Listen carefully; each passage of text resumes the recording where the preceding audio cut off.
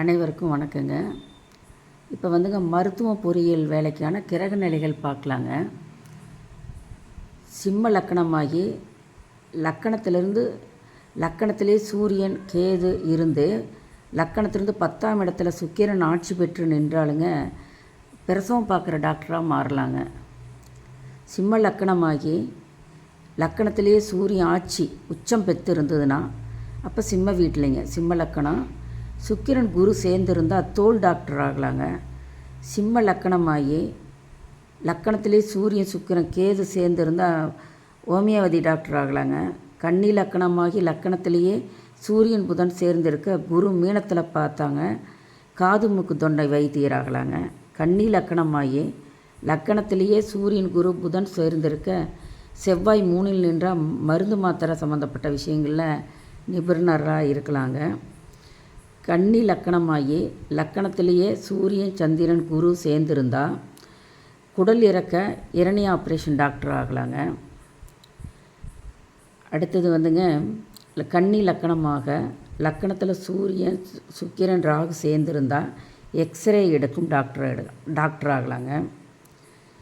எந்த லக்கணமாக இருந்தாலும் லக்கணத்தில் சனி எந்த லக்கணமாக இருந்தாலும் சரிங்க, லக்கணத்தில் சனி ராகு சேர்ந்து 8இல் செவ்வாய் சந்திரன் இருந்து எந்த லக்கணமாக இருந்தாலும் சரிங்க, லக்கணத்தில் சனி இருக்கணும், ராகு சேர்ந்துருக்கணும்.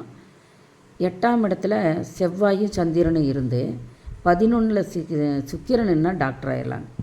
அது எந்த லக்கணமாக இருந்தாலும் சரிங்க, லக்கணத்தில் சனி ராகு இருக்கணும், 8ஆம் இடத்துல செவ்வாயும் சந்திரனும் இருக்கணும், 11ஆம் இடத்துல சுக்கிரன் இருக்கணும், டாக்டர் ஆகிக்கலாம்.